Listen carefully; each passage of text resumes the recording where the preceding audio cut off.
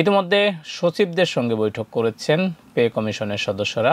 আমরা যতটুকু জানতে পেরেছি 4 দফায় 70 জনের বেশি সচিবের সঙ্গে তাদের বৈঠক হয়েছে। প্রতিটি সভাতে অন্তত 1.5 ডজন সচিব উপস্থিত ছিলেন বলে আমরা জানতে পেরেছি। সচিবরা তাদের মতামত পে কমিশনে প্রস্তাব আকারে দিয়েছেন। ইতিপূর্বে কর্মচারীদের প্রস্তাবনা যেগুলো ছিল সেই প্রস্তাবনা নিয়েও কিন্তু সচিবরা কথা বলেছেন বলে আমরা জানতে পেরেছি।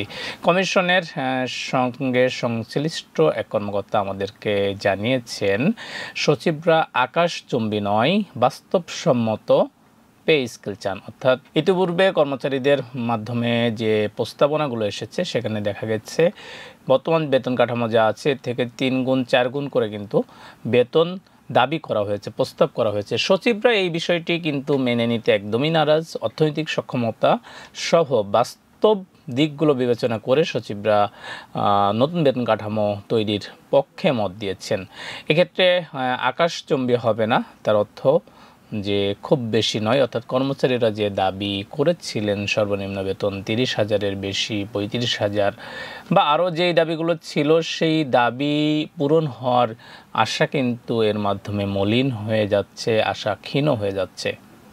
সচিবরা যেটা বলার চেষ্টা করেছেন, আর্থিক সক্ষমতাকে বিবেচনায় নিয়ে আগামী 5 বছর এবং 10 বছর পর্যন্ত কী পরিমাণে মূল্যস্ফীতি হতে পারে সেই বিষয়টি মাথায় নিয়ে একটি বাস্তবসম্মত বেতন কাঠামো তৈরি করতে হবে, যেখানে খুব বেশি উচ্চ বিলাসী হওয়ার সুযোগ নেই বলে সচিবরা মত দিয়েছেন।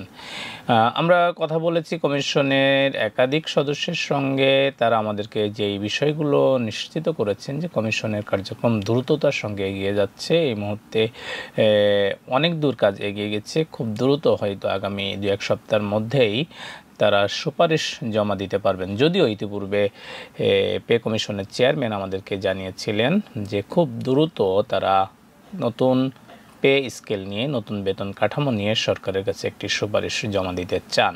এক্ষেত্রে ডিসেম্বরের মধ্যেই কিন্তু এই কার্যক্রম সম্পন্ন করার চিন্তা বা পরিকল্পনা কমিশনের রয়েছে।